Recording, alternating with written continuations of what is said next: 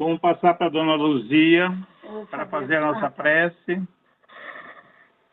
Eu convido a todos a elevar o pensamento a Deus, a Jesus, agradecer pela oportunidade de aqui estarmos e pedir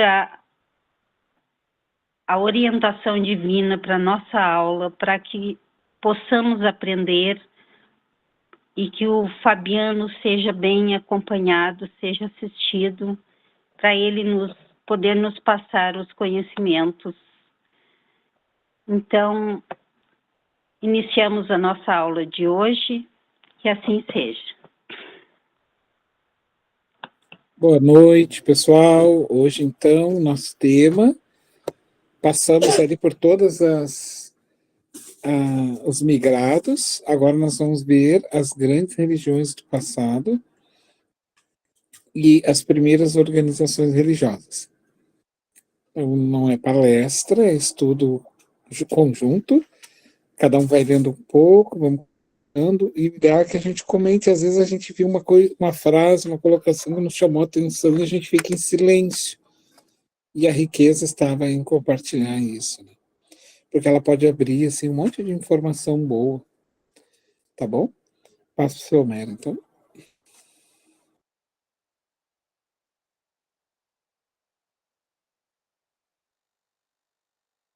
Simone, tu pode começar a leitura para nós? Posso. Então, dou início aqui. As grandes religiões do passado. As primeiras organizações religiosas. As primeiras organizações religiosas da Terra tiveram, naturalmente, sua origem entre os povos primitivos do Oriente, aos quais enviava Jesus, periodicamente, os seus mensageiros e missionários. Dada a ausência da escrita, naquelas épocas longínquas, todas as tradições se transmitiam de geração a geração, através do mecanismo das palavras. Todavia, com a cooperação dos degredados do sistema da capela, os rudimentos das artes gráficas receberam os primeiros impulsos, começando a florescer uma nova era de conhecimento espiritual no campo das concepções religiosas.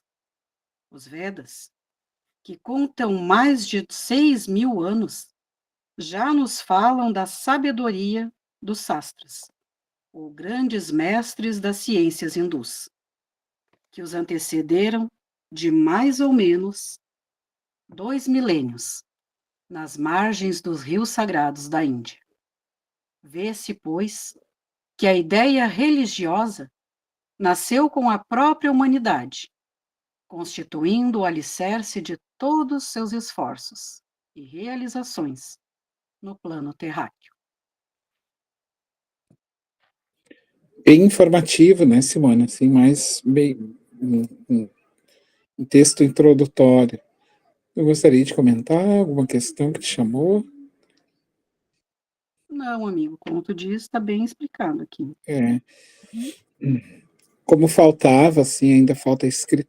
Bom, só para a gente ter uma ideia, a mediunidade de hoje, ela é o momento exato. Por exemplo, tem muita coisa que nós estamos lendo sobre Jesus na Amélia Rodrigues, pelas mãos do Chico, do Divaldo, tivemos do João Nunes Maia também, que é o Miramês. A gente teve de outros também escritores a respeito de Jesus, que na época de Jesus não pôde ser anotado pelos evangelistas, porque faltava mais detalhes de informação, mas faltava uma coisa que era essencial: a beleza da escrita, a poesia e a escrita mais argumentativa, assim, na norma culta. Tá, mas por que eu estou falando isso? Porque na época de Jesus não se preocupava, por exemplo, como a Amélia Rodrigues se preocupa em descrever Jesus, né? Então as ondas da praia deserta tocavam-lhe as pernas do mestre, aquela coisa toda, né? E as flores se abriam, quais sóis a receber o divino pescador. Então era necessário que a poesia tivesse no seu tempo. Então, os evangelistas anotaram o essencial, mas as particularidades não cabia a eles. Cabia a mediunidade no futuro. Por quê? Porque os médiuns do futuro são os mensageiros da nova geração. E é por isso que hoje nós temos um embelezamento, assim, quem lê a Amélia Rodrigues, por exemplo, se encanta vendo ela falar de Jesus, né? Ela detalha tudo, tudo que vocês vão imaginar. E era necessário, porque havia muita beleza naquele período de Jesus, né? Então não se falava. É a mesma coisa aqui que ele está dizendo, né? Então não havia ainda escrita, não havia mais formas, a gente chama de... esqueci agora o nome da expressão, não é informática. Bom, mas fugiu. E aí, como não havia essa ciência mais elaborada... Hã?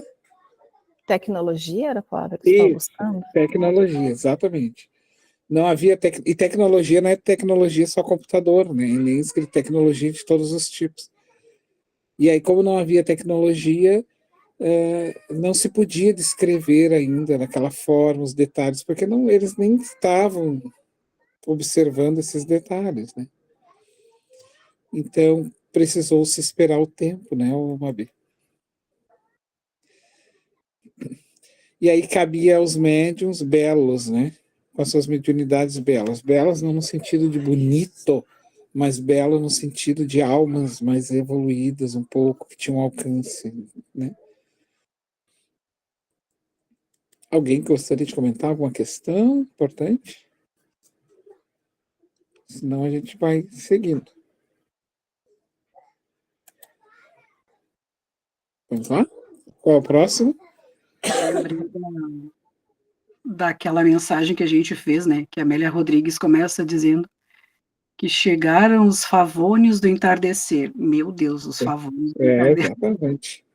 Ela tinha essa preocupação exatamente com a beleza, porque na verdade era assim mesmo. A beleza era bela. Mais linda, né? Aí a gente vai imaginando, né? Aquela paisagem toda, né? Onde Jesus pregava ali. Nossa, Sim. Isso aí. Tá, eu vou ler esse pedacinho ali, então. Ainda as raças adâmicas.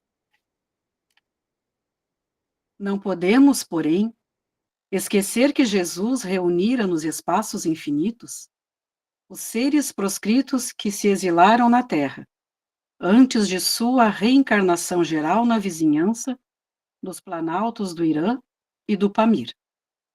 Obedecendo às determinações superiores do mundo espiritual, eles nunca puderam esquecer a palavra salvadora do Messias e as suas divinas promessas. As belezas do espaço, aliadas à paisagem mirífica do plano que foram obrigados a abandonar, viviam no cerne de suas recordações mais queridas. As exortações confortadoras do Cristo, nas vésperas de sua dolorosa imersão nos fluidos pesados do planeta terrestre, cantavam-lhes no íntimo os mais formosos hosanas de alegria e de esperança.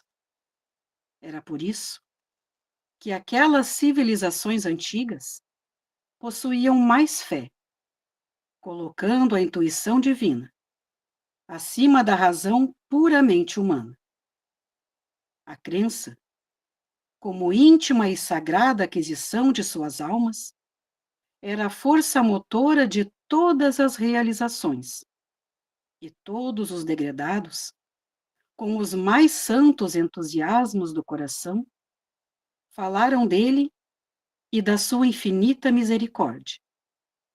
Suas vozes enchem todo o âmbito das civilizações, que passaram no pentagrama do século sem fim.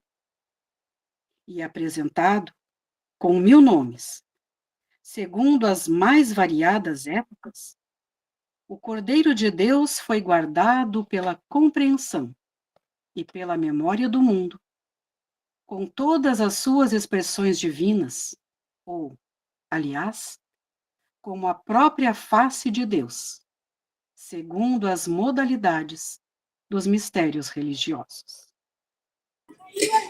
Por exemplo, se a gente for estudar as histórias das religiões, todas elas esperavam um Messias. Todas aguardavam. Mas, na verdade, é que Jesus é angélico, né, gente? Um Cristo angélico. E porque eles vinham com essa recordação, porque Jesus havia dito para eles que eu estarei com vocês até os finais dos tempos. Ele vai falar eu estarei até a concepção dos Evos, que é até o final dos tempos.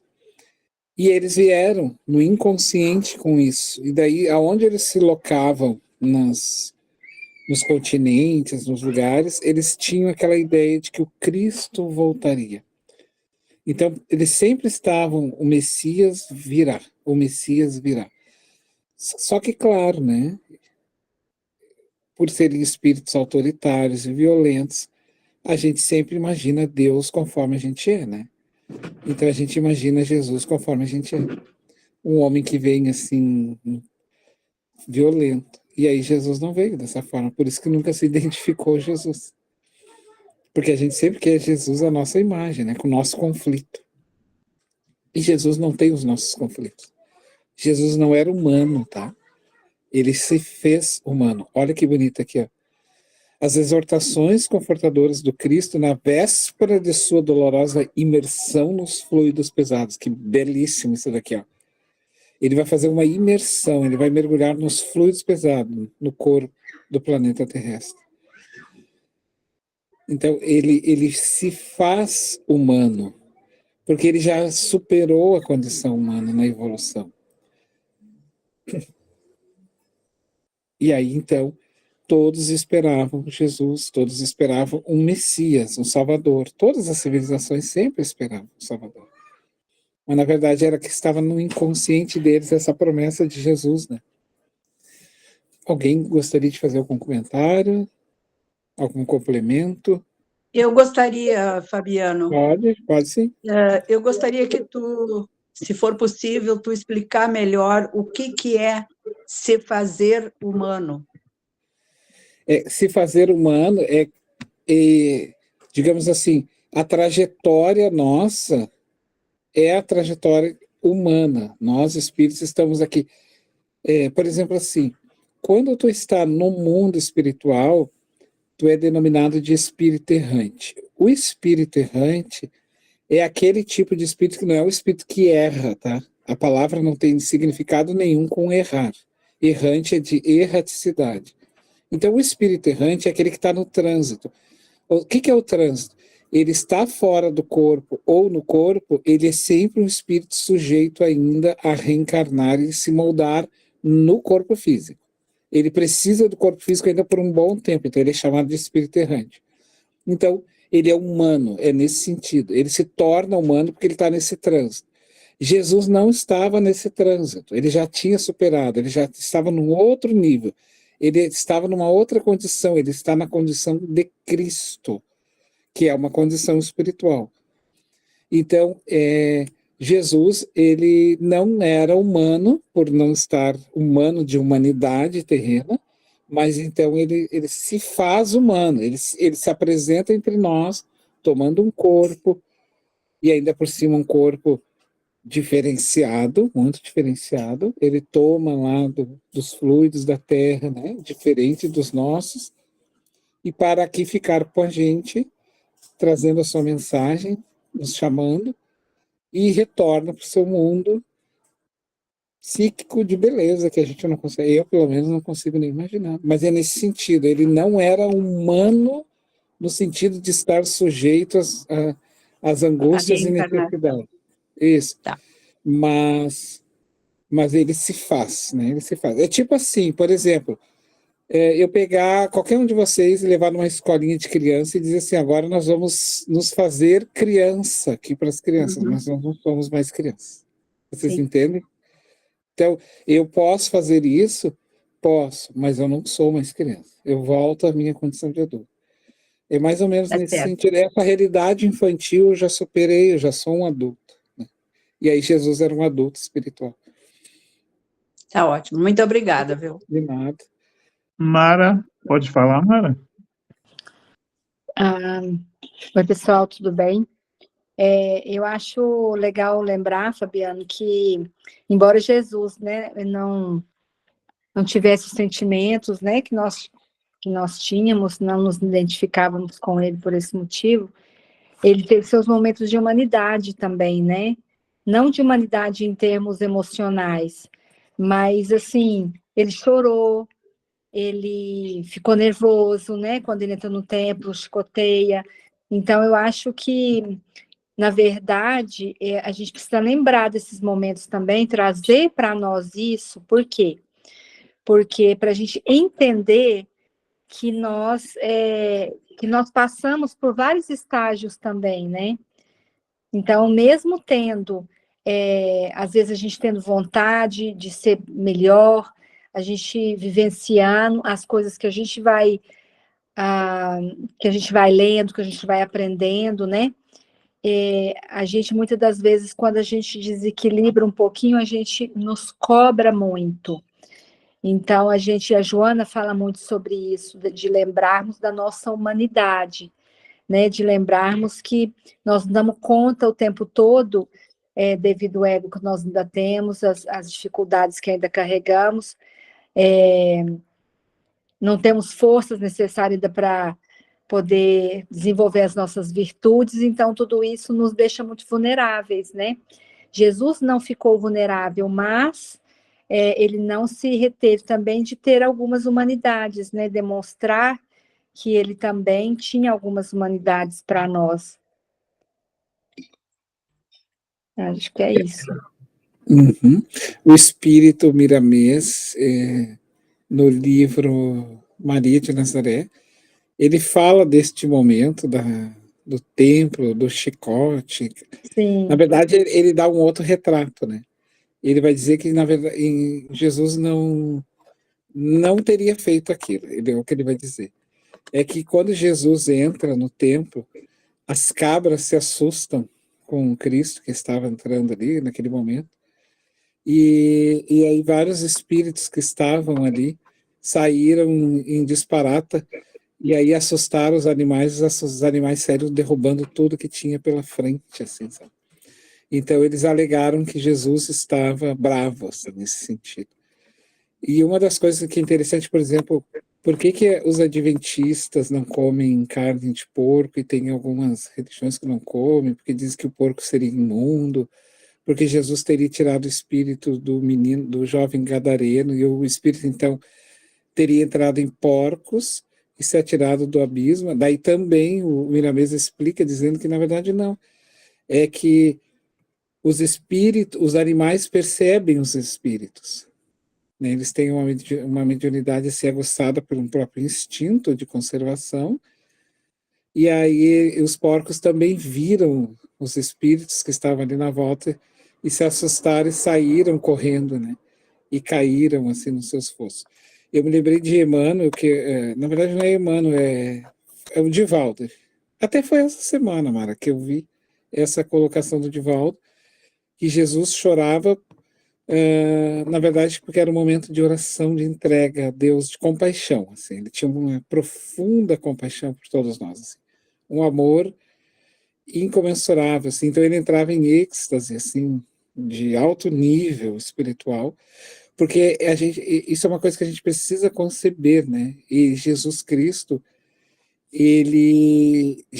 a aura dele, a condição dele é maior que o sol. É maior que o sol. E quando ele nos recebe de Deus, nós nem éramos nada. Ele já era puro, ele já era perfeito. Então, é que, claro, a gente não consegue assim perceber, eu não consigo, né, particularmente, imaginar isso. Mas é muito, digamos assim, ele vai sentir as angústias do mundo, as dores, obviamente ele está no corpo, ele sente, mas só que a gente depende muito do fator mental dele, da dimensão do que é dor. Por exemplo, se a gente pegar um oriental, né, que faz meditação, ele controla até o batimento cardíaco dele, ele sana a dor, ele alivia sua dor tem pessoas que fazem processo de respiração para aliviar a dor. Então, imagina, são recursos que nós humanos se utilizamos. E espíritos, estilo Jesus, eles conseguiam, assim, perceber, não que a dor para eles não fosse sentir, porque ele estava no mundo, ele iria sentir, mas a forma de percepção, a forma de fazer a leitura disso, ela entra num outro patamar. Espíritos como Jesus agradecem a miséria. Espíritos como Jesus agradecem o sacrifício.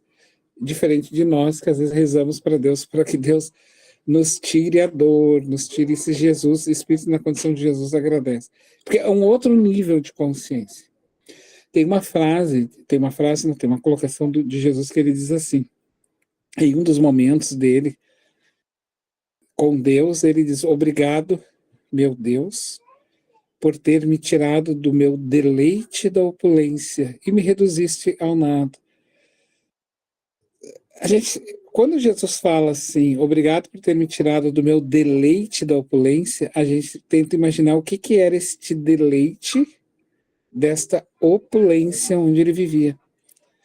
E me reduziu ao nada. Me reduziu ao nada para esse tipo de espírito é uma tarefa assim gigante. É tão gigante assim porque eles se tornam pequenininhos, muito pequenos assim, pela condição a qual eles se encontram. Daí a gente, por exemplo, vai ver um Chico, que aí já é humano, né? O Chico já é nós, assim, na nossa trajetória mais superada, né? Mais trabalhada, assim. A gente pode ter, por exemplo, uma ideia do Chico no seu sofrimento, que sofria, tudo sentia, mas sempre naquele nível de trabalhar, né? Da sua bondade, de nunca... Imagina, assim, Jesus milhares de vezes mais, né? Então, esses tipos de espíritos, eles são gratos, assim, pelas provas, pelas condições, né? Agora, a coisa não é física, a coisa é mental. Como é a leitura mental que cada pessoa faz, né? Tem pessoas que estão com câncer, fase terminal, estão em alto nível de agradecimento, e outras estão sofrendo com uma garganta infeccionada. Ou estão sofrendo porque a comida que queria comer hoje não foi aquela que esperava, assim. Tem pessoas que sofrem, sabia? Por causa disso. Tem pessoas que sofrem porque queria tirar a nota 10 e tirou a nota 9 lá na prova e estão fazendo neste momento estão fazendo uma terapia. É uma coisa assim, então veja como é que é o disparate, assim, da forma como cada pessoa faz a sua leitura. O viver é uma coisa, a leitura sobre essa vivência é que é diferente. Isso é que entra, no caso, esses espíritos, né?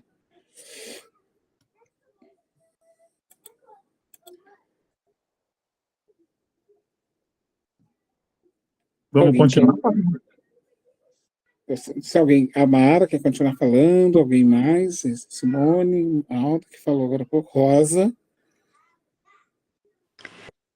É porque essa passagem eu li, eu tentei lembrar aqui aonde Humberto de Campos fala, não sei se foi no Irmão X que eu li, que ele chorou, né? Mas agora do Miramês, eu li esse livro da Maria de Nazaré, mas eu não me recordo. Exato. Lê esse, ele é um livro bem grande, tá, gente? Um livro... É maravilhoso, né, Fabiano? É muito bom, é muito bom. É que o livro, ele se foca mais na história de Maria, né? Porque é a mãe de Jesus, assim. Tu vê, é um outro desenho também, né? O Miramês tira ela dessa condição simplesmente de uma pessoa mais simples, que as religiões colocaram ela, e coloca ela como um espírito bem evoluído também. Bom, né, gente? Vamos combinar aqui entre nós, tá? O fruto não cai longe do pé. Ora, né, Maria não seria a mãe de Jesus por tão pouco, porque ela também era um espírito tão grandioso igual a Cristo, para ter o acesso, para conseguir esse acesso vibratório e tudo mais. Isso que o Miramês vai desenhar, né? Vai mostrar que ela era, sim, tão evoluída como ele. Não igual a ele, obviamente, né? Sobre ela, né? Maravilhosa, que fala isso. Imagina a envergadura desse espírito para poder receber um Cristo, né? Mesmo. Pois é. Sofia, né? Ela chamava Sofia. Exatamente. Seu nome era Sofia, né? Eu ia comentar agora o que tu falou, estamos trocando aqui os... É lindo. Mas eu quero de novo para me ver essa passagem do Miramis. Eu não me recordo. Tem essa passagem. Tem passagens belíssimas, assim, de que o Novo Testamento nunca contou, por exemplo, por que Dimas, aquele ladrão que morre do lado dele, por que ele estava ali, né, sendo crucificado ao lado de Jesus. Tem toda uma explicação, né, por que aquele espírito estava... Por que José foi o espírito que ela tinha uma ligação com ele de uma outra existência, assim, aliás, ele tinha de agradecimento a ela, porque ele era devoto dela, de outras existências. É todo um trabalho espiritual que está sendo feito, né? Porque não se trata, não era pouca coisa, gente. Isso é uma coisa que para nós é preciso ficar bem claro, assim. Jesus não era pouca coisa. Jesus Cristo não é espírito, por isso que é essa coisa do humano, não é espírito humano como nós, assim, sabe, nos desafios. Jesus é um espírito, é um dos administradores do sistema solar. Né? Não é assim, uma tarefa fácil. Tanto é que o próprio campo áurico dele teve que ser... Porque quando o espírito vai reencarnar, diz André Luiz, ele precisa fazer o processo de miniaturização, ou seja, a diminuição da força da expansão do perispírito, para que ele se desenvolva as células do corpo. E Jesus teve que fazer o mesmo processo, porque ele obedeceu às leis da física, de encarnar no mundo, só que o campo espiritual de Jesus era imenso, e se demorou muitos séculos para fazer esse processo. Então, quando a Terra já estava lá, certo, ascendendo lá das cavernas, ele já estava começando a fazer esse processo. Por isso, se cravou nos continentes a mensagem de que o Messias estaria voltando. Só que quando Jesus faz isso, ele já fez muito antes, né? Ele fez muito antes. Amigo, Vocês imaginem, quando a gente vê um brilho de uma estrela, por exemplo, quando tu viu ela aqui agora, a estrela provavelmente já morreu, porque a luz viajou o universo por muito tempo. Quando ela chegou aqui, então tem até uma brincadeira que o Divaldo diz, isso já te passo, Simone, tem uma brincadeira que o Divaldo diz assim, quando tu oferecer a lua para o teu namorado, para a tua namorada, não se esqueça que a tua lua já está velha, porque a luz que veio já está velha demais, então para de ser canguinha e já oferece outra mais nova. Ó, vou te oferecer a lua daqui 100 anos, que daí ela já sabe quando chegar. Mas vamos lá, Simone. Não, tu falou ali, eu ia comentar, depois que vocês fechassem os microfones, de que para a gente reencarnar, nós, réis mortais, dói, né? Diz que dói para nós reencarnarmos. Imagina Jesus. O tanto que foi para ele encarnar aqui na Terra de novo, né? Sim, sim, aí que tá. Existe o sofrimento, existe essa renúncia, é a leitura, tá entendeu? A leitura de como... Não, dessa transição mesmo de vir, de reencarnar esse trabalho de todo diminuir. mesmo, da diminuição, sim. Sim, porque a leitura de como é que que o espírito faz essa leitura que é, né? Ele tem o próximo, quem é que vai ler para nós? Vamos continuar, Fabiano. A Simone descansa um pouquinho, eu convidaria a Mabê. Pode ser? Pode ser, pode ser. Então, 9.3, a gênese das crenças religiosas. A gênese de todas as religiões da humanidade tem suas origens no seu coração augusto e misericordioso. Não queremos, com as nossas exposições, divinizar dogmaticamente a figura luminosa do Cristo, e sim esclarecer a sua gloriosa ascendência na direção do orbe terrestre, considerada a circunstância de que cada mundo, como cada família, tem seu chefe supremo, ante a justiça e a sabedoria do Criador. Fora erro crasso julgar como bárbaros e pagãos os povos terrestres que ainda não conhecem diretamente as lições sublimes do seu evangelho de redenção, porquanto a sua desvelada assistência acompanhou, como acompanha a todo tempo, a evolução das criaturas em todas as latitudes do orbe. A história da China, da Pérsia, do Egito, da Índia, dos árabes, dos israelitas, dos celtas, dos gregos e dos romanos está alumiada pela luz dos seus poderosos emissários. E muitos deles também se houveram no cumprimento dos seus grandes e abençoados deveres, que foram havidos como sendo ele próprio, em reencarnações sucessivas e periódicas do seu divinizado amor. No Manava Dharma, encontramos a lição do Cristo. Na China, encontramos Forri, Lao Tse, Confúcio. Nas crenças do Tibete está a personalidade de Buda, e no Pentateuco encontramos Moisés. No Alcorão, vemos Maomé.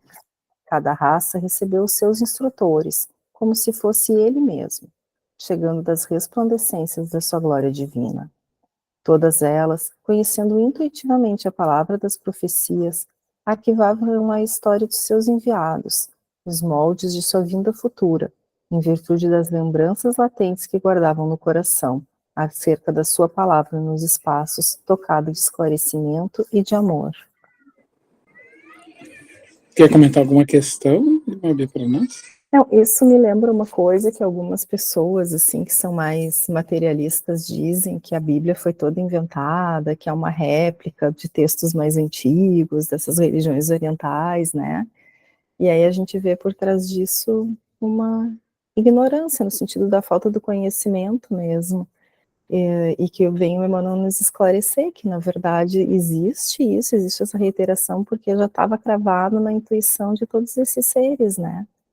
Eles estavam nos mais diversos locais, então as histórias têm essa similitude por conta dessa convicção íntima compartilhada. O que acontece? A gente vai dizer, mas então Jesus ele é maior do que tudo isso? Gente. O que acontece? É que nós diminuímos o Cristo através das religiões. E aí, principalmente nós, lá na Igreja Católica, no passado, diminuímos mais ele ainda. Quem tentou enobrecer ele e trazer ele de volta foi São Francisco de Assis. E, posteriormente, outros emissários tentaram trazer ele de volta, né? Vivendo ele como o Chico, depois nós tivemos lá no período do Kardec a irmã Rosália, outras pessoas buscaram trazer, divinizar de novo o Cristo. O que acontece? A gente diminuiu muito a ideia de Jesus e colocou ele como se fosse mais uma. Na verdade, todos os processos que hoje nós temos como fé no mundo eram tudo planejamento deste Espírito. Não deste Cristo que nós criamos, deste Espírito que é Cristo, que está acima desse nosso humano. Assim. É que a gente não consegue imaginar, por exemplo, que Jesus articula todo o processo político da Terra, todas as questões de evolução nas pontas. A gente prendeu ele na fé, e o Espiritismo está tirando ele da fé e colocando ele de volta na ciência. Então, na verdade, a gente está fazendo o evangelho, o médico está lá fazendo o evangelho sobre inspiração, quando ele faz uma cirurgia querendo o bem daquela pessoa, daquela criança, daquela, seja lá quem for. Então, a doutrina espírita quer tirar ele desse rol somente da idolatria, né? Simplesmente olhar, não, Jesus está acima de toda essa questão. É que fica assim difícil porque a gente colocou ele muito fortemente dentro da fé, dentro da religião. Mas, na verdade, a condição deste ser, e aí a gente vai ter que navegar por esse nível, tá? Jesus é um ser de outro planeta. É um espírito cientista, gente. Jesus Cristo é um cientista no mundo espiritual, que atingiu o amor pleno e que desceu na Terra, se fez humano como nós, para divulgar, porque daí é aquela questão, né? Mas por que ele não enviou uma pessoa para trazer o evangelho, já que ele foi enviando ao longo do tempo várias pessoas? Porque chega um momento em que o exemplo deve ser dado por aquele que fala. Entende? Então não adianta a gente mandar alguém falar as coisas. Nós precisamos vir falar e vivenciar isso. Por isso Jesus vence o mundo, né? Tanto ele vence o mundo e a própria dor do mundo, o sentido dele trabalhar a sua dor era diferente da nossa, que no auge da cruz ali, porque Jesus estava todo estilhaçado, ele olha e pede a Deus que nos perdoasse. Veja a condição que ele tinha de interpretar a sua dor, né? Que nos perdoasse, assim, que a gente não sabia o que estávamos fazendo. Mas, na verdade, ali ele recitava o cântico de um dos salmos, que é: ó Senhor, perdoa-me, perdoai os que não sabem o que fazem. Ele estava recitando, ele, em homenagem a todos nós, ele começou a recitar o salmo, se eu não me engano, é de Davi. Essas palavras, né? Pai, perdoa, tire esse cálice de mim. É só um salmo, não é um momento de dor do Cristo. Ele recita naquele momento para todos nós, naquele instante. Fabiano, agora tu falou uma coisa, eu fiquei aqui pensando. Tá, tu diz assim, Jesus não era desse planeta, vamos dizer, do planeta, no caso, mas Jesus teve uma passagem humana em outros planetas? Sim, ele fez a sua história, sua trajetória como nós. Só que assim, lembra, olha só, lembra assim, ó, qual é o objetivo, está lá no Livro dos Espíritos, qual é o objetivo da reencarnação? Expiação e intelectualização da matéria.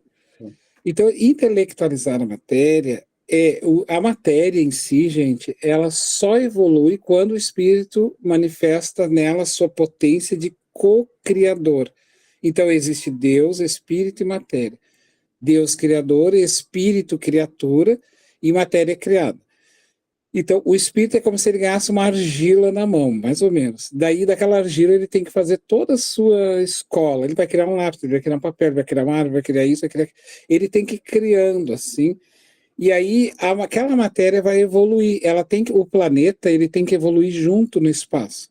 Ele tem que ir se purificando aquela matéria. Isso é que nós estamos fazendo. Por exemplo, a Terra, nós estamos tirando, né, enquanto humanos, a maioria está fazendo isso, por isso ela está indo para o mundo de transição, porque a maioria ela está indo para um outro mundo. Então, nesse outro mundo, a ciência é mais avançada, tudo mais avançado, porque tem muita gente trabalhando. Gente, tem mais gente fazendo bem do que gente fazendo mal. O que acontece? Nós vamos fazer com que essa matéria evolua. Então, essa matéria, que é a nossa escola, vai evoluir. Então, possivelmente, vocês nunca mais vão voltar para trás, porque ninguém retrocede, a não ser por um processo de expiação, que é o caso dos imigrados. Para fazer um processo, mas vocês nunca mais vão ter um corpo, gente, de um cachorro, nunca mais. Vocês superaram esta forma. Vocês entendem? Então, nunca mais eu vou voltar a ser o que eu já superei. A matéria, tanto eu, enquanto potência espiritual, não posso mais ser um bicho, e também enquanto organização física. Existe só um nível dessa evolução que ainda é possível, que é um processo da transição do símio ali, do macaco. Abaixo disso não tem como. Não tem como. Por isso se espera, quando vai se trazer os migrados, que aqueles seres que começam a descer das árvores e começam a atingir um nível do erectus, sai do quadrúpede, que é de 4 para erectus, ali ainda pode, entende? Fora para baixo, não. Então, Jesus, nos mundos em que ele fez as suas escolas, não foi só um, foram vários, assim como nós, já evoluíram no espaço. Essa matéria já se foi, já está longe daqui, muito longe. Já se diluiu muito, entende? Então, nós estamos fazendo isso com a Terra agora. A gente está fazendo a Terra evoluir. Então, ao mesmo tempo que nós retiramos desta horta o nosso alimento, nós também plantamos. E a gente está levando essa terra. Espíritos que não querem acompanhar isso, aí vão ter que descer para poder... Mas eles não vão, esses espíritos que vão ser migrados daqui para lá, não vão reencarnar nesses mundos como cachorro, como gato, como não. Aquela forma já é superada. Eles não vão regredir em momento nenhum, né? Não, regressão existe só na forma, e não enquanto potência, porque eu não sou ex naquilo que eu já conquistei. Tá? Ninguém mais pode ser ex nas suas conquistas. E eu penso assim, Por isso que Jesus nos entende tanto, né, Fabiano? Sim. Porque ele, como espírito nobre, do jeito que a nobreza de Jesus, ele entende as nossas fraquezas, as nossas dificuldades, tudo que passamos hoje, né? Nós hoje, né, humanos, como a gente diz, ele entende a nossa situação, os nossos conflitos emocionais, ele entende muito bem isso. Por isso que ele nos perdoa sempre, né? Tá lá no Livro dos Espíritos, eu já vou passar ele para a Mara.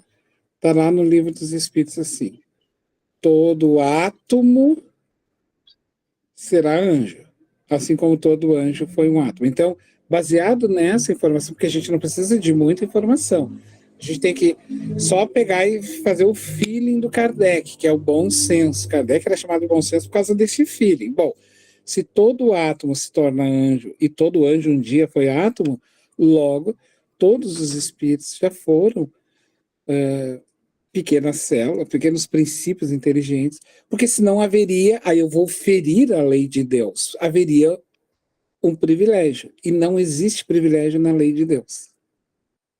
Para ninguém, para ninguém. Então Jesus não é privilégio, ele é o irmão apenas mais velho que nós, na evolução, da experiência, da lida, e também já talhado, né? Talhado assim na moral. A Mara que levantou, né, Mara? Deixa eu ver se então aparece o M aqui. Não. Eu só tirei porque depois eu esqueço. Eu fiz uma live uma vez com o Elahá, com o Jorge Elahá, e achei muito interessante que ele falou sobre esse mundo de transição, né? Que estava no auge, assim, quando lá na pandemia, né? Saiu aquele livro do Divaldo. E aí ele estava falando, porque assim, as perguntas foram também assim, bem incisivas, né, quanto a essa coisa dessa transição. E eu achei muito interessante, porque a gente é muito preocupado, né? O Haroldo brinca muito que a gente já está com o tapete vermelho estendido, né? Que é para a gente tomar cuidado, senão o nosso passaporte vai ser carimbado, né, e tal. E eu achei muito interessante que o Elahá vem, ele falou o quê? Nós estamos nos preocupando com isso sem muito fundamento. Por quê? Porque nesse mundo que nós estamos, nessa transição planetária, nós somos pessoas que já passamos daquela fase da maldade aguda, né? De roubar por causa de um tênis, que roubar por causa de um relógio, né? De matar, às vezes, por causa de uma bicicleta. Então, o que a gente precisa pensar justamente em desenvolver as nossas virtudes, e não, porque eu tenho, será que eu tenho uma maldade muito grande ainda? Será que eu... Então, assim, não, nós temos que ter a consciência de que nós já estamos caminhando mais um pouquinho, não que a gente, acho que, na verdade, se a gente lê o Evangelho, o Livro dos Espíritos, a gente está saindo da primitividade. Mas essa porcentagem que eu estou falando é só termos assim, educativo. Vamos supor que nós estamos assim, com 51% de bondade. Então, que a gente não tem que preocupar, porque se ele acredita nos estudos dele, que quem vai ser convidado a se retirar são aqueles espíritos rebeldes, né? Que ainda tem uma maldade enorme, grande. Então, eu achei muito interessante. Preocupem-se em ter e continuar desenvolvendo essa bondade, esse conhecimento espiritual para nos ajudar. Né? Achei muito interessante essas colocações dele, assim. Uhum. Exatamente. Eu estava falando exatamente isso uma vez numa aula. O pessoal estava, o povo tem essa preocupação, né? E eu disse, gente, olha só. Pega um menino ali da esquina que roubou o teu relógio. Tá, ele fez um erro, fez, mas não é ele que vai ser migrado. Quem vai ser migrado é essas grandes ditadores do mundo que ainda trancam a humanidade, esses grandes políticos de poder, grande no poder, né? Que ainda promovem, por exemplo, a fome no mundo, trancando bancos e bancos de alimentos, verbas grandiosas. Então, é com esses que Jesus está mais preocupado, porque o resto, basta um mentor aparecer na frente com seu esplendor, um mentor, com seu esplendor, ele já cai ali chorando, já se entrega chorando. Não precisa muito para ele sabe, um espírito equivocado que erra no caminho, ele só olha para o mentor de luz, ele já se dobra todo e já quer um novo começo para sua vida. E exatamente como tu bem falou, né, Mara? São essas pessoas ainda que insistem em dominar nações, sabe? Essas assim que são o grande convite que Jesus vai pedir para... Não tem mais jeito, né? A terra não é deles mais. E aí Jesus cita o Salmo, afaste de mim esse cálice, no Salmo de Isaías, tá? Salmo 51, quando Jesus fala isso, não no sentido de que ele estaria, né? Ele tinha plena consciência, e por isso a importância de ler Joana, porque a gente vai perceber essa questão do ego, né? Jesus ele havia iluminado, integralizado a sua sombra, né? A sombra já não mais fazia parte dele, que é essas questões dos medos internos. Então ele não tinha essa percepção que nós tínhamos. Aliás, Jesus tinha uma percepção gigantesca sobre tudo que acontecia. Ele viu o próprio Emmanuel, o Públio vindo ao encontro dele antes que o Públio falasse, né? Ele estava de costa para o Públio. O próprio Chico, né, gente? Quantas vezes o Chico... Eu já estava esperando você, meu amigo. O Chico dizia, né, quando uma pessoa ia visitar. Então, a percepção da capacidade mediúnica, né, de ver. Mais alguém? Mara? Mais alguém? A Mara levantou a mão, Mara, pode falar? Eu lembrei lembrei de estudos que a gente faz, né, Fabiano? Eu estudei 2 anos antes de começar a dar as aulas da Joana aqui em Uberaba, porque assim, não me sentia capacitada, né? Ela é muito profunda, então acho que eu estudei uns 2 anos antes de começar a dar os estudos dela. E tem uma passagem que eu acho assim fantástico, mas fantástico, do Wagner Bacejo, que ele fala assim, que Jesus passou pelas mesmas coisas que nós. Então é como se ele estivesse em cima de uma montanha e visse todo o nosso processo ali embaixo, né? E quando a gente tem as nossas quedas, os nossos tropeços, ele nos olha e fala assim, vai, meu filho, levanta, você é capaz, eu já passei por isso. Então, é justamente o que a Rosa falou, né?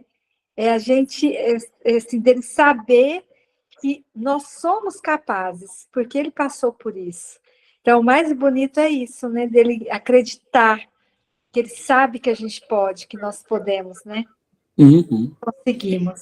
Isso é por isso que ele é o modelo, né?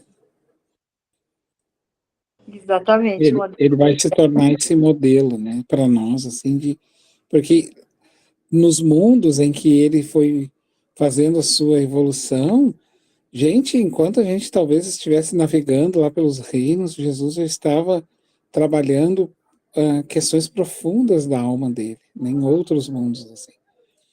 E ele vivenciou os nossos dramas, porque ele é padrão na evolução. A partir do momento da partida, ele é padrão, né?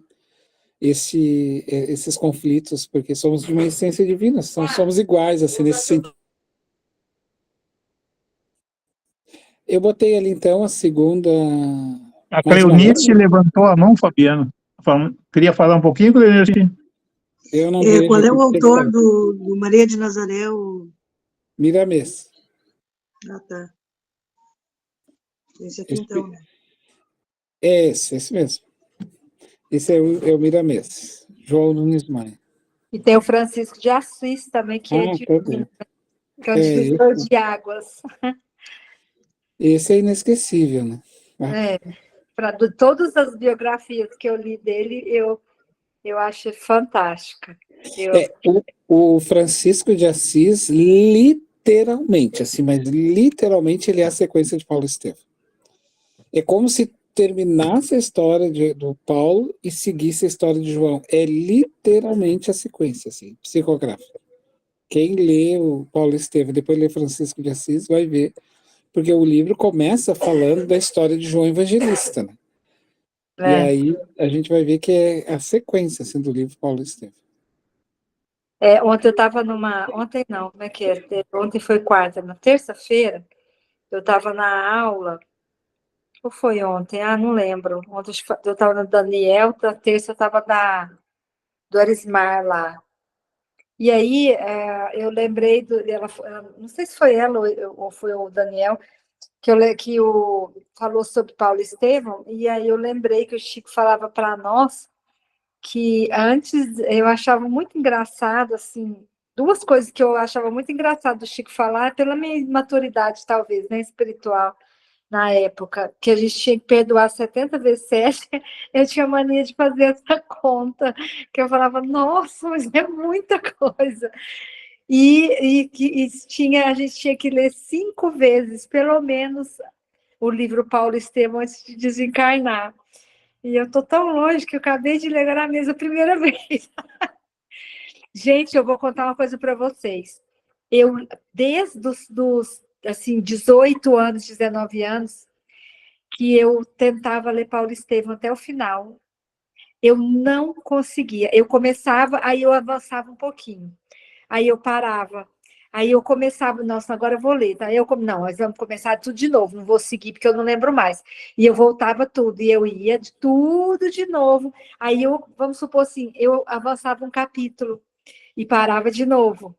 E eu fui conseguir ler Paulo Estevam há uns 10 anos atrás só, vou fazer 60 anos. Então eu levei quase 50 anos para completar a leitura. Então, assim, gente, foi muito, muito, muito estranho. Deixa eu abrir a câmera um pouquinho, tô com a boca meio doentinha, mas tá bom. Então, assim, são coisas que eu lembro, assim, da minha adolescência, e agora, recentemente, né, que eu falei, teve um dia que eu parei para refletir, que eu falei, gente, eu levei quase 50 anos, o Chico falou que era 5 vezes o livro antes de desencarnar. Eu não vou dar conta de ler 5 vezes, né? Então, mas é interessante, porque é um livro muito profundo, né? Então, assim, eu não tinha maturidade eu acho assim, hoje eu vejo que eu não tinha maturidade para acompanhar. Agora que eu consegui, há uns 10 anos atrás, a completar o livro. Tenho vontade de ler novamente e não consigo, assim, porque eu estou envolvida agora com os estudos da Joana, né? Mas se Deus quiser, eu vou ler pelo menos mais uma vez. Quem Obrigada. sabe a gente lê em grupo, né? Pode ser que fique melhor. Tá sem áudio, Mara. O que tu falou? Não, que tu tá sem áudio, Mara. Ah, que eu falei assim, ele é maravilhoso, né? Quem sabe a gente lê Pois mesmo. é. Que é um livro riquíssimo. Eu chorei várias vezes, não tem como, né? Sim. Belíssimo. Ô, Mara, daí a gente vai ler assim no grupo grande, com quase 30 pessoas, daí nós já fizemos a nossa parte, já lemos mais de 5 vezes. É verdade. É que ler em grupo tem essa questão da gente refletir junto, né? Cada um dando um pouco, aí a gente vai abrindo o leque, um fala uma coisa, outro fala outra, e o livro fica muito completo, né? Na nossa cabeça. Fica muito mais rico, né? Porque às vezes Sim. as pessoas alcançam o que você não conseguiu ainda, né? Exato. Uhum. Por exemplo, essa que você falou da Maria de Nazaré, eu não lembro do Miramês falar essa parte. Pois é. Estranho. Tem. Eu estou precisando ler de novo, né? Sim. É que é um momento, né? Depende do momento como é que a gente está lendo, a situação, daí a gente acaba passando e não percebe. É verdade. Obrigada. Então tá. Quem é que vai ler ali para nós? Próximo? Lê mais uma? Posso ler. A unidade substancial das religiões.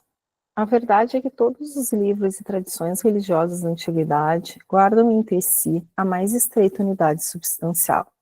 As revelações evolucionam numa esfera gradativa de conhecimento. Todas se referem ao Deus impersonificável, que é a essência da vida de todo o universo, e no tradicionalismo de todas palpita a visão sublimada do Cristo, esperado em todos os pontos do globo. Os vários povos do mundo traziam de longe as suas concepções e as suas esperanças, sem falarmos das grandes coletividades que floresciam na América do Sul, então quase ligada à China pelas extensões da Lemúria, e da América do Norte, que se ligava à Atlântida. Não é, porém, nosso propósito estudar aqui outras questões que se não refiram à superioridade do Cristo e à ascendência do seu Evangelho, nestes apontamentos despretensiosos. Citando, porém, todos os povos antigos do planeta, somos compelidos a recordar, igualmente, as grandes civilizações pré-históricas que desabrocharam e desapareceram no continente americano, de cujos cataclismos e arrasamentos ficaram ainda as expressões incessantes dos incas e dos astecas, que, como todos os outros agrupamentos do mundo, receberam a palavra indireta do Senhor, na sua marcha coletiva através de augustos caminhos. Mais um?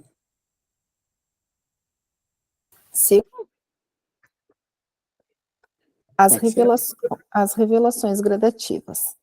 Até a palavra simples e pura do Cristo, a humanidade terrestre viveu etapas gradativas de conhecimento e de possibilidades, nascendo das revelações espirituais. Os milênios, com as suas experiências consecutivas e dolorosas, prepararam os caminhos daquele que vinha, não somente com a sua palavra, mas principalmente com a sua exemplificação salvadora. Cada emissário trouxe uma das modalidades da grande lição de que foi teatro a região humilde da Galileia. É por este motivo que numerosas coletividades asiáticas não conhecem a lição direta do Mestre, mas sabem do conteúdo da sua palavra, em virtude das próprias revelações do seu ambiente. E se a boa nova não se dilatou no curso dos tempos, pelas estradas dos povos, é que os pretensos missionários do Cristo, nos séculos posteriores aos seus ensinos, não souberam cultivar a flor da vida e da verdade, do amor e da esperança, que os seus exemplos haviam implantado no mundo, abafando-a nos tempos de uma falsa religiosidade, ou encarcerando-a no silêncio dos claustros. A planta maravilhosa do Evangelho foi sacrificada no seu desenvolvimento e contrariada nos seus mais lídios objetivos. Então, é que, na verdade, quando Jesus envia, todo o objetivo de Jesus é fazer essa unidade com Deus, né? E aí ele vai enviando várias escolas para ir tentando se aproximar dessa unidade, até que ele mesmo vem e traz. Mas daí nós confundimos ele como mais uma, mas na verdade ele não seria mais uma, né? Ele seria o grande Senhor que havia enviado essas escolas religiosas. E aí Jesus veio, digamos assim, para coroar isso, né?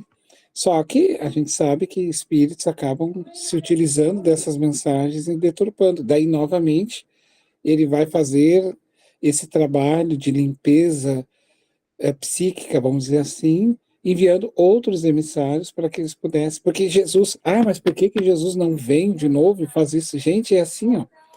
A reencarnação não é uma coisa fácil. O espírito tem que se condensar, né? E aí Jesus Cristo já tinha saído da Terra, ele não era mais para ficar aqui. O Evangelho, cabia a nós agora dar esse sentido maior do Evangelho, purificando ele cada vez mais e junto com ele evoluindo, né? A gente vai evoluindo com o seu Evangelho.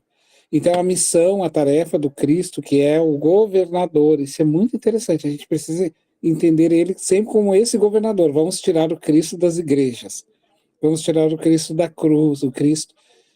Né, vamos botar esse governador, este ser que é o governador do nosso sistema, ele quer que nós possamos compreendê-lo nessa condição, mas é uma condição de amor que toda a humanidade vai ter que chegar, né? Essa condição de amor máximo. Gostaria de falar alguma questão, Mabi, para nós? Não, é isso. Ô Fabiano, ali na outra parte, anterior a essas revelações ali, fala do povo asteca, né, ali. Esse povo é muito pouco falado, né, Fabiano? A gente tem muito pouca informação, eu, pelo menos, né, eu vejo falar do povo romano, de todos os outros, mas essa parte dos astecas, sabe, inclusive, às vezes aparece, né, algumas informações assim de um povo desaparecido, eles desapareceram, né? Então eles não dão muita informação a respeito desse povo. Eu gostaria de saber alguma coisa, se tu tem. Não sei se dá para botar nessa aula, eu sei, mas que tu falasse mais alguma coisinha, assim, o que era esse povo? Ele também eram povos muito antigos também, os astecas? Eles são espíritos também migrados, né? Também migrados. Isso, são povos antigos. Eles estão mais localizados assim perto da Colômbia, por exemplo, né? Povo mais colombiano, e que vai dar esses frutos americanos. E por isso que ele fala No isso, México. No isso México. isso, do México? Sim, lá eu fui no México, né? Lá na Península de Yucatán tem bastante Não, coisa. mas também tem na Colômbia, também tem. Sim, a Colômbia também tem, mas no México tem. Uhum. É que daí eles é que antecedem toda a questão da Europa depois, né? Os nascentes da Europa, porque daí o México é ali na costa dos Estados Unidos e vai indo para fora dos Estados Unidos também. Eu não tenho conhecimento, sabe? Porque eu não sou assim de estudar religiões, não saberia te dizer, mas poderia ficar como tema de caso para a gente pesquisar também. Os astecas são mais assim no México, tá? E os incas mais ali em Machu Picchu, no Peru. Mas assim, né, Rosa, se tu vai nesses lugares é bem falado, tá? Assim, né? Eu vi que tinha bastante coisa, assim, artefatos. Eu tinha uma tia que viajava muito por esses países, assim, mais exóticos também. Então, ela trazia essas coisas, assim, né? Mas eram coisas, assim, bem interessantes, sabe? Que quem gosta de história, o que se interessa, assim. Então, se tu vai nesses países, como México, os Aztecas e ali Machu Picchu, os Incas, né? Dizem que eles tinham umas culturas mais desenvolvidas, assim, apesar de eles estarem, como foi falado aqui, né? Há milênios e tudo que nem a cultura egípcia, que eu acho que é mais difundida mesmo, mas eles também fizeram coisas, assim, bem interessantes, assim, né, tipo ali em Machu Picchu também, então passaram com uma civilização, assim, que para aquela época faziam coisas inéditas, digamos assim, né, eu acho que quem estuda mais esses povos, assim, a gente talvez não valorize a América do Sul, né, a gente é da América do Sul, a gente valoriza sempre os outros lugares, né, do Egito e tudo mais, com a cultura grega, sei lá. Mas, enfim, então, mas tem, assim, uma coisa bem interessante, eu acho, esses estudos, assim, né? Então, eu me aproximei porque eu fui há muitos anos atrás, sabe? E essas questões de Chichén Itzá, essas pirâmides também, essas coisas, eram eles que faziam, assim, alguns cultos e tem bastante história lá, assim, o mexicano fala muito disso, entendeu? Assim, porque eu fui no México, então, ali na Península de Yucatán, ali em Cancún, né? Mas, enfim, né? Então, se tu vai ao redor, tu visita esses lugares que tem bastante coisas arqueológicas, assim, dos incas e astecas, assim. Isso que eu queria falar. Já temos bastante informação agora. Fabiane, viu? Rita é cultura, por isso que ela Viu? passou na frente, Por isso que ela é santa. Ela salva. É que eu gostava de história, só isso. Vamos Uma vez seguir, que então? descansar um pouquinho. Eu vou convidar a Cleonice, pode ser, Cleonice?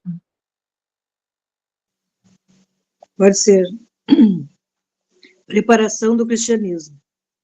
As lições da Palestina foram, desse modo, precedidas de laboriosa e longa preparação na intimidade dos milênios. Os sacerdotes de todas as grandes religiões do passado supuseram nos seus mestres e nos seus mais altos iniciados a personalidade do Senhor, mas temos de convir que Jesus foi inconfundível. A luz significativa da história observamos muitas vezes nos seus auxiliares ou instrumentos humanos as características das vulgaridades terrestres. Alguns foram ditadores de consciências, enérgicos e ferozes, no sentido de manter e fomentar a fé. Outros, traídos em suas forças e desprezando os compromissos sagrados com o Salvador, longe de ser instrumentos do Divino Mestre, abusaram da própria liberdade. dando ouvidos às forças subversivas da treva, prejudicando a harmonia geral. Bom, aí o que a gente vê, né? Sim, mas se Jesus sabia, né, que a gente ia meio que distorcer, ou porque devido à nossa dificuldade de evolução, por que ele permitiu? Porque, na verdade, cabia o Cristo trazer para nós a boa nova do universo, de Deus, e isso ser a nossa escola ao longo do tempo. A gente se purificaria assim, indo e vindo, nascendo, renascendo, expiação de provações, e esse era o caminho. Então, não importa assim, ó, o professor leva o livro didático para a escola, mas ele sabe que o aluno vai mal interpretar ou vai jogar fora. Não, mas não importa. Ele sabe que aquele aluno vai usar aquele livro, de primeiros tempos é de um jeito, depois no outro tempo é de outro jeito, depois, porque na verdade aquilo ali é a escola daquele espírito. É a escola daquela criança, é aquela escola que ele está. O professor sabe que ela vai dar problema, mas se ele sabe, o professor, que ela vai dar problema, tudo, assim, coisa e tal, né? Não importa. Ela tem que fazer esse caminho mesmo, errando ou não, e vai, digamos assim, vai se limpando, a alma vai se limpando através das existências. Então Jesus sabia que nós, no primeiro tempo, iríamos deturpar a sua mensagem, porque nós éramos espíritos ainda corrompidos, só que com o tempo, depois nas voltas, a gente ia voltar a experimentar a expiação, sofrer. Pregamos lá Jesus escravocrata, agora tu vai nascer escravo, para perceber que não é bom escravizar o seu irmão. Tu era isso, então agora tu vai nascer assim. E aí, nesses primeiros tempos, depois a gente ia se purificando. A gente ia purificando. Num primeiro momento do cristianismo primeiro, eu era o perseguidor do Cristo, passa-se séculos e séculos, eu sou um pregador de Cristo. Então não importa, o evangelho ali seria a escola dele. Então Jesus tinha essa consciência de que o seu evangelho nos primeiros tempos não ia ser entendido, mas isso era o percurso de se cristianizar, isso era o percurso de se evangelizar, com o tempo, até a perfeição. Então o manual iria me purificar conforme eu iria indo e vindo, para o mundo espiritual retornando. Porque o mesmo Espírito que lá no passado falou de um Deus tirano, de um Jesus tirano, séculos e séculos depois falou de um Jesus amor. Então, assim, Jesus tinha paciência de entender, né, que naquele primeiro momento ele não ia entender, depois com o tempo ele ia entender. E essa porque a gente vai percebendo, né, na literatura de Emmanuel e de Humberto Campos, é exatamente isso. É o tempo. Jesus tem todo o tempo para todos nós, assim, de nos aguardar. Ele vai nos aguardando. Né? Me lembro do soldado romano, quando disse para ele assim, ele perseguiu Jesus, depois ele se entrega a Jesus e disse ao Cristo ainda, ele encontrou Jesus ainda em carne, né? Eu te seguirei. Jesus olhou para ele e viu que ainda estava corrompido, era uma alma ainda muito corrompida, tinha que queimar ainda muita coisa no mundo, vivenciar o mundo, né? Vivenciar as experiências dolorosas do mundo, os convites desafiadores do mundo. Aí Jesus disse para ele, hoje não. Um dia, hoje não. Aí ele falou a mesma coisa para Maria de Magdala, né? Ele disse, ela convidou ele para ir na casa dela, um dia de noite, para que ela conhecesse o grande castelo dela. Jesus disse, Maria, hoje não. Hoje a tua alma ainda está embebecida na ilusão. Amanhã, um dia, tu estarás no meu braço. Então, como ela estava ainda enlouquecida pela ilusão, não era o momento dela. Então, Jesus esperou. Aí, quando ela pegou lepra e depois virou cristã, muito tempo depois, quando ela desencarna, e aí nos braços de Maria, da mãe de Jesus, ela desencarna nos braços de Maria, e ela diz, mãezinha, ela diz, o mestre aqui está. Aí ele veio e aparece para ela e diz assim, Maria, me chamastes? Hoje sim, hoje tu podes vir. Hoje eu aceito o teu convite diz para ela.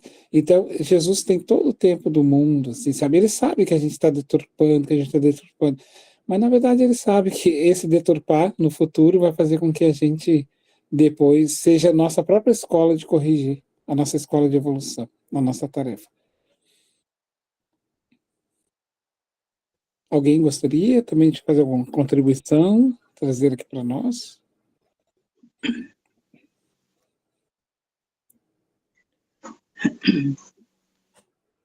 Então vamos seguir a leitura. O Cristo inconfundível. Mas Jesus assinala sua passagem pela terra com o selo constante da mais augusta caridade e do mais abnegado amor. Suas parábolas e advertências estão impregnadas do perfume das verdades eternas e gloriosas. A manjedoura e o calvário são lições maravilhosas, cuja claridade ilumina os caminhos milenários da humanidade inteira e, sobretudo, seus exemplos e atos constituem um roteiro de todas as grandiosas finalidades no aperfeiçoamento da vida terrestre. Com esses elementos, fez uma revolução espiritual que permanece no globo há 2 milênios, respeitando as leis do mundo, aludindo à efígie de César, ensinou as criaturas humanas a se elevarem para Deus na dilatada compreensão das mais santas verdades da vida. Remodelou todos os conceitos da vida social, exemplificando a mais pura fraternidade. Cumprindo a lei antiga, encheu-lhe o organismo de tolerância, de piedade e de amor, com as suas lições na praça pública, em frente das criaturas desregradas e infelizes. E somente ele ensinou o amai-vos uns aos outros, vivendo a situação de quem sabia cumpri-lo. Os espíritos incapacitados de o compreender podem alegar que as suas fórmulas verbais eram antigas e conhecidas, mas ninguém poderá contestar que a sua exemplificação foi única até agora na face da Terra. É isso aí, ó. Só para não perder, ó. Todo mundo falou o que Jesus já falava, mas só Jesus viveu integralmente aquilo que falou. Porque uma coisa é todo mundo dizer, outra coisa é tu viver aquilo. Né? Que mais? Vamos lá. A maioria dos missionários religiosos da antiguidade se compunha de príncipes, de sábios ou de grandes iniciados que saíam da intimidade confortável dos palácios e dos templos. Mas o Senhor da semeadura e da seara era a personificação de toda a sabedoria, de todo o amor, e o seu único palácio era a tenda humilde de um carpinteiro, onde fazia questão de ensinar à posteridade que a verdadeira aristocracia deve ser a do trabalho, lançando a fórmula sagrada, definida pelo pensamento moderno como o coletivismo das mãos, aliado ao individualismo dos corações.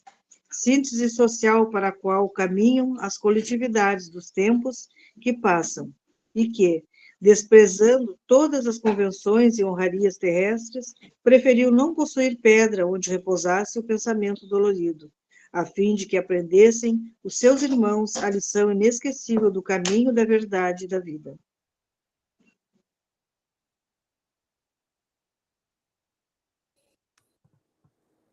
Comentar alguma questão?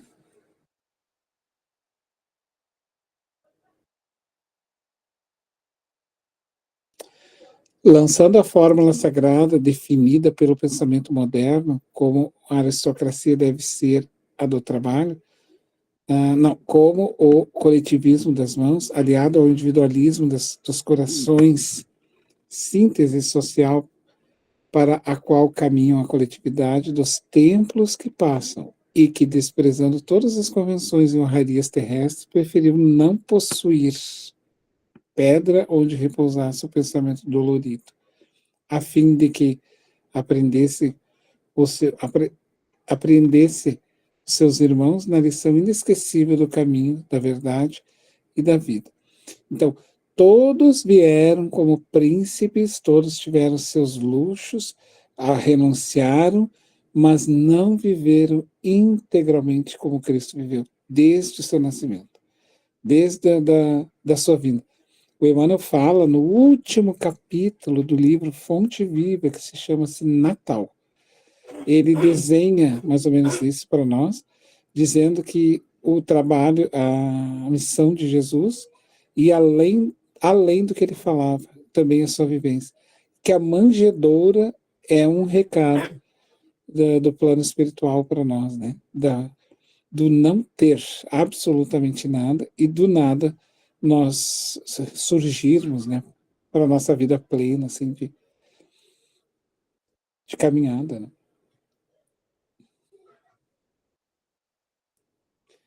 Alguém quer comentar alguma questão mais? Eunice? Não. Temos ainda 15 minutos, acho que é o nosso último, isso? Exato. Alguma questão ainda que ficou aqui no último?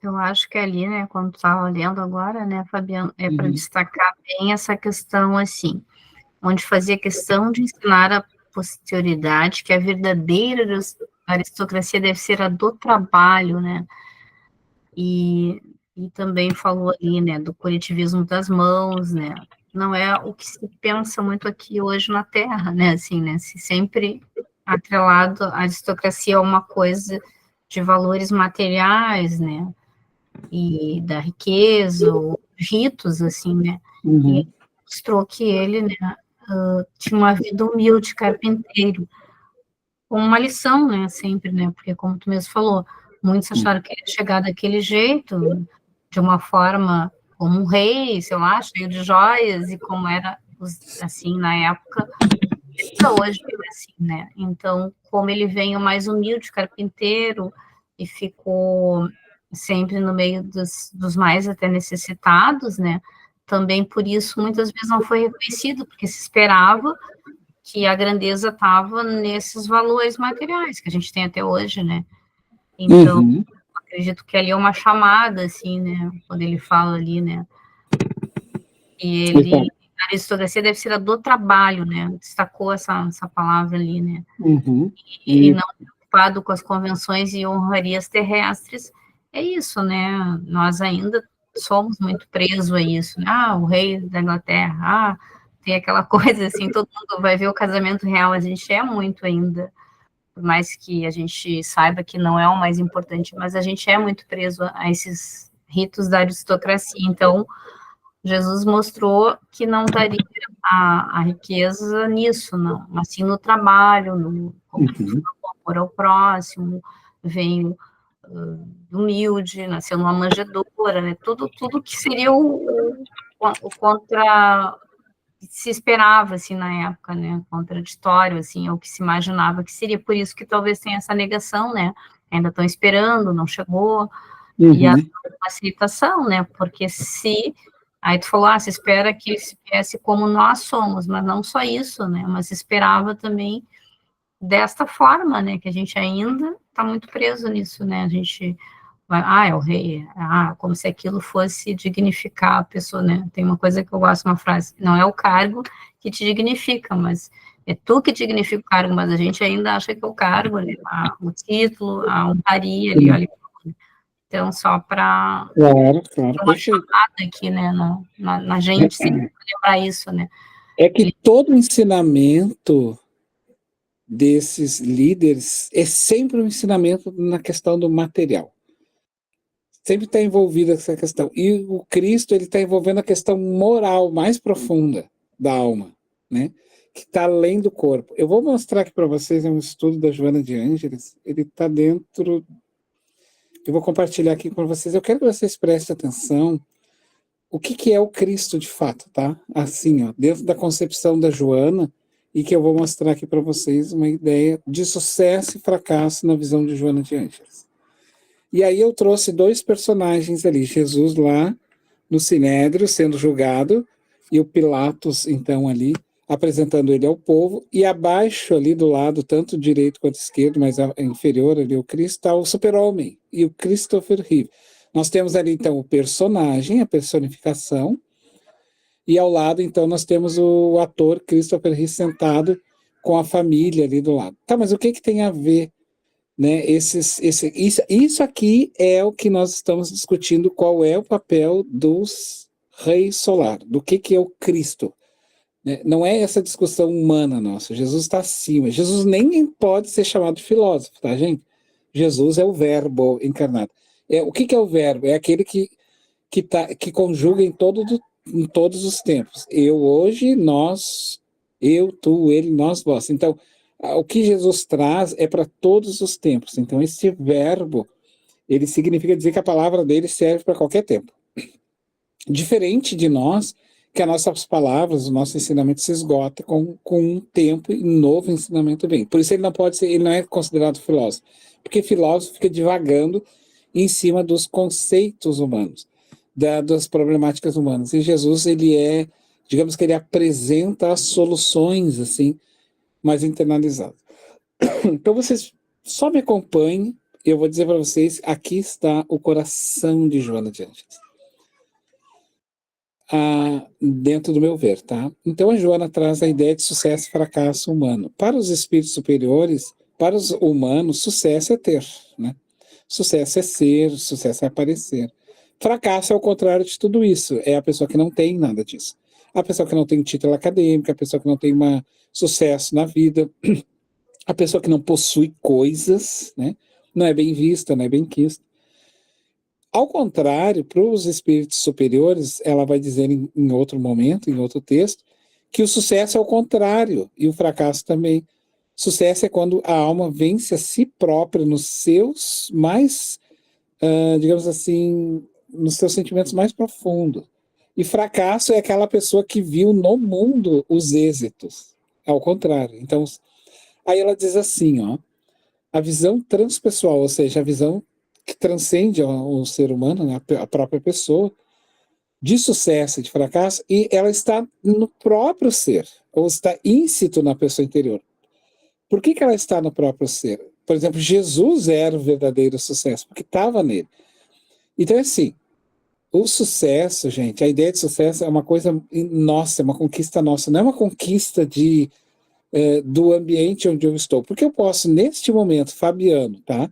Se eu sou um fracassado e acertei na Mega Sena hoje, fiquei bilionário, e eu sou um fracassado, eu sou um bilionário fracassado. Porque está íncito na alma, não é o dinheiro que me torna um sucesso. Eu sou um pobre rico. Agora, a ideia de nobreza, de caráter, é da alma, é uma conquista da alma. Então, não é o fato de eu ter ficado rico que eu me torno uma pessoa elegante. A elegância, a grosseria, é íncito na alma, é do espírito. Então, essa é a visão de fracasso humano. Sucesso é as conquistas espirituais mais nobres. Sim, mas o que tem a ver o super-homem ali com Jesus? Prestem atenção nesse detalhe aqui, ó. Eu vou mostrar para vocês. Por exemplo, o Christopher Reeve, vocês sabem que, a meus olhos, né, ele foi o melhor super-homem, né, que a gente teve. Assim, o resto, tudo para mim é nota de rodapé. O melhor personagem que interpretou o super-homem assim na história foi ele. Ele é o símbolo do homem bonito, alto, biotipo americano, modelo americano, que ele carrega, por exemplo, as cores da América, né? A sua roupa ali interpretam as cores da América. Então, no olhar de Joana de Ângeles, que é um olhar aí nesse ponto foca o Jung, ele é a persona ou o arquétipo do super-herói, do super-homem, tá? E só que esse arquétipo que ele representa é o poder de uma nação. Não é um super-homem que ajuda as pessoas. Olhem que interessante, não é o super-homem bondoso que ajuda as pessoas, não. É o super-homem arquetípico que quer mostrar para o resto do mundo que a América é a solução do mundo. Só ela pode defender o mundo. Por isso o super-homem ali, o personagem, ele interpreta isso. Simbolicamente, ele está dando recado para todos os outros países. Nós somos o que pode salvar a humanidade, por isso criaram o super-homem. O super-homem não foi criado com essa ideia de ter um personagem apenas, tem uma ideia ali política atrás. Jesus, aos olhos humanos, veja bem, aos olhos humanos ele é um fracassado, né? Porque ele está lá, ó. Foi trocado por um ladrão, preferiram o ladrão, não preferiram ele, e o próprio Pilatos se achando dono de todo o comando da ideia. Então, aos olhos humanos, ali se representava o tipo fracasso humano. Só que Joana de Ângeles vai trazer essa ideia, porque aqui está o coração do pensamento de Joana, e aqui é que a gente vai entender o papel do Cristo, é que Jesus percebendo, porque ali a dor, óbvio que ele está sentindo a dor, o sarcasmo, aquelas coisas todas. A leitura que ele está fazendo a leitura que Jesus tem ali é que nós somos uns fracassados, porque nós não conseguimos compreender o papel que ele veio fazer Jesus ali. Só que Jesus percebeu que o Pilatos e todas aquelas pessoas queriam que ele renunciasse. Ao fazer isso, ao passar por essa imagem de um fracassado, Jesus, então, é muito profundo, tá, gente? Ó, na verdade, nós queríamos que Jesus aprovasse em nós a nossa ilusão. Ou seja, se Jesus dissesse assim, ó, porque o Pilatos diz para ele, né? Se defenda, renuncia que eu te solto. E Jesus não fez isso. Por quê? Porque ele estaria aprovando em nós a nossa ideia de ilusão de poder. Então, Jesus, percebendo que a nossa ilusão é apenas uma ilusão, ele silencia e não aprova. E aí cria revolta. Porque ele não aprova em nós aquilo que nós queríamos. Porque se ele dissesse assim, ok, eu vou dizer aqui que eu estou arrependido, ele provaria para nós que nós somos um sucesso. E Jesus provou para nós ali que nós somos uns fracassos ali, naquele momento. E ele então silencia. Silencia não porque ele achasse que ele estivesse ali inocente. Não, ele estava realmente ali inocente, né? Ele silencia para não aprovar na mente daquelas pessoas aquilo que elas gostariam. Aqui, olha a grandeza do Cristo aqui. Ele estava dando ensinamento. Eu não vou aprovar em vocês o que vocês querem que eu aprove. Mas o que tem a ver o personagem, então, ali, ó, o super-homem de baixo? Vocês viram que, ao mesmo tempo que o super-homem, o ator Christopher Reeve, estava representando o homem mais forte do mundo, o ego, né, o centro, que era capaz de virar a Terra, perceberam o que a vida fez com o ator? A ironia do destino? A vida colocou o ator sentado numa cadeira com um problema, uma paralisia, que ele não conseguia mexer nada do seu corpo, a não ser só a cabeça mal. Então, um ator que era um super-homem não conseguiu. Ali ele estava dando a verdadeira lição de um super-homem. Então, percebam que a lição cristã do super-homem era a autossuperação e não o ego do super-homem, dono do planeta que poderia salvar a humanidade inteira, representando uma força política americana. Então, a lição maior, meus amigos, não é este ego humano nosso sempre de sermos melhores do que os outros e superarmos, e vamos fazer isso porque vamos conquistar patamares e quais patamares. Não. É a autorrealização interna. Então, quando Christopher Reeve cai na cadeira de roda, ele entra nessa autossuperação, ele entra na verdadeira luta de um super-homem. Ali ele era o super-homem, sentado na cadeira, e não na roupa do super-homem. Não representando o poder político americano, mas ali ele era o super-homem, com a família na volta, dando exemplo de superação, que aí vem dar ali ele estava, digamos assim, alinhado com Cristo. Ou seja, nós queríamos um super-homem e não tivemos. Nós tivemos, aos olhos humanos, quem? Um homem fracassado. Mas, na verdade, a vida vai nos dizer que o Christopher Reeve, em um momento, foi o super-homem, quando ele esteve sentado. E não quando ele esteve salvando a humanidade inteira, porque ninguém vai salvar a humanidade inteira. Isso cabe a cada um de nós, né? Então, é a mesma coisa o Cristo lá. Ele percebendo a loucura, o devaneio de todos nós, o Pilatos apresentando ele com o auge do seu ego ilusório, louco que Jesus falasse alguma coisa para provar nele o devaneio dele, para dizer, viu como eu tenho razão, como ele vai se defender, e Jesus não faz para não aprovar o devaneio nele. Aqui está a grandeza espiritual. Então, esse é o mestre, esse é o ser que coordena. E esse reinado que Jesus quer implantar. E não é aquele reinado onde todos os líderes religiosos que vieram pelo mundo, todas as nações falavam. Mas viver é uma coisa. Falar é uma coisa, viver é outra. Somente o Cristo, diz Emmanuel, somente ele viveu na sua integralidade aquilo que ele falou. Ali estava o Senhor dando a lição de grandeza. Do que é o verdadeiro reinado? O domínio do seu próprio ser. Ali estava Cristo. O controle e o domínio do seu próprio ser. Ainda que eu me silencie, o silêncio de Jesus demonstrava a nossa falsa ilusão de poder. Vocês perceberam? Então, essa é a grande lição que Joana traz do que é verdadeiro sucesso e fracasso. E aí ela diz assim, né, que a visão, no livro Ser Consciente, tá, né? A visão de sucesso e fracasso está íncito na pessoa. Êxito é encontro ali a Jesus. Fracasso é o domínio pelo ego, Pilatos.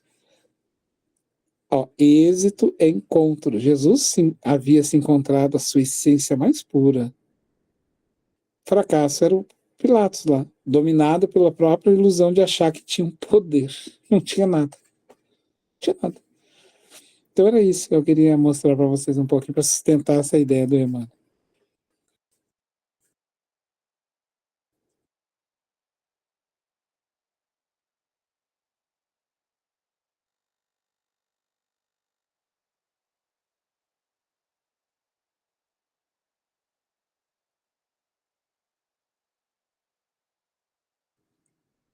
Seu Homero?